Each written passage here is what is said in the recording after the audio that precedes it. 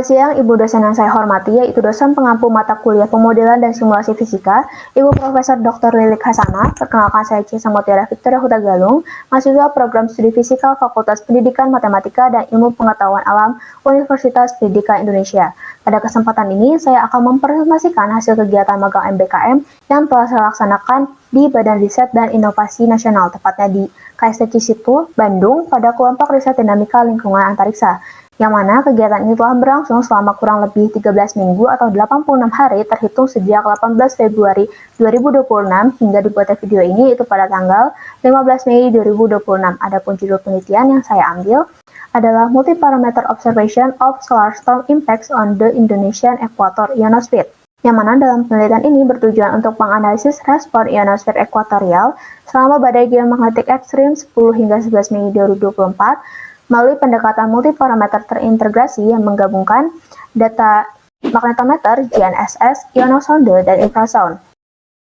Nah, pemilihan badai diambil secara valid melalui data internasional NASA, yaitu Space Weather Live, yang mana di sini saya mengambil top 50 geomagnetic storm dalam kurun waktu terbaru, yaitu pada tanggal 10 hingga 11 Mei 2024. Nah, akan tetapi, walaupun terdapat 4 instrumen yang digunakan dalam penelitian ini, sebelum terjun ke dalam processing data, selama 1 bulan penuh, supervisor saya meminta saya untuk menguasai studi literatur yang ada dari berbagai paper seperti e-book, jurnal, artikel, dan yang lainnya. Lalu pada bulan kedua, saya melakukan processing data. Yang pertama ialah data magnetometer yang diambil dari OmniWeb GSVC NASA, yang mana hasilnya ialah berdasarkan hasil analisis parameter interplanetary dan indeks geomagnetik, dapat disimpulkan bahwa badai geomagnetik 10 hingga 11 Mei 2024 dipicu oleh kedatangan rangkaian CMA berkecepatan tinggi yang menghasilkan interplanetary shock sangat kuat. Nah, dengan telah teridentifikasinya waktu onset, fase utama, dan puncak badai, analisis berikutnya akan difokuskan pada bagaimana energi tersebut memodifikasi sistem arus ekuatorial dan medan magnet regional berdasarkan data magnetometer. Nah, selain itu ada rumus yang digunakan, yaitu rumus E drift B, yang mana E drift B ini, yaitu antara medan magnet dan juga medan listrik, dapat memicu adanya PPF dan DDF, yang merupakan pemicu awal adanya badai geomagnetik tersebut.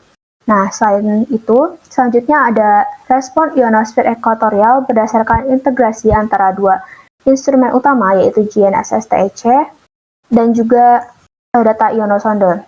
Nah, di mana data GNSS ini digunakan untuk menghitung dan memetakan total elektron konten sebagai representasi distribusi horizontal kandungan elektron di atas wilayah Indonesia. Nah, data TEC ini diperoleh dari format MATLAB.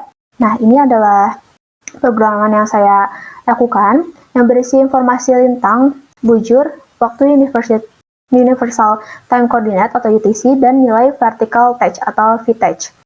Nah, di mana data tersebut diproses menggunakan bahasa pemrograman Python dengan visualisasi pemilihan waktu ini dilakukan agar perubahan kondisi sebelum, selama, dan sesudah badai dapat dibandingkan secara konsisten. Nah, ini adalah hasil visualisasinya yang telah jadi pada tanggal 5 sampai dengan 15 Mei 2024. Nah, sedangkan data ionosonde digunakan untuk menganalisis parameter FOF2 dan HMF2 sebagai indikator perubahan densitas elektron maksimum dan ketinggian lapisan F secara vertikal.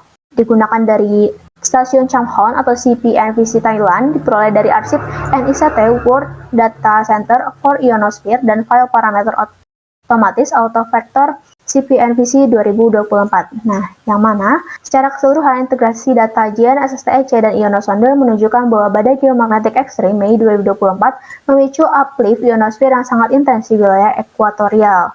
Nah, lalu selanjutnya ada deteksi coupling atmosfer melalui data infrasound.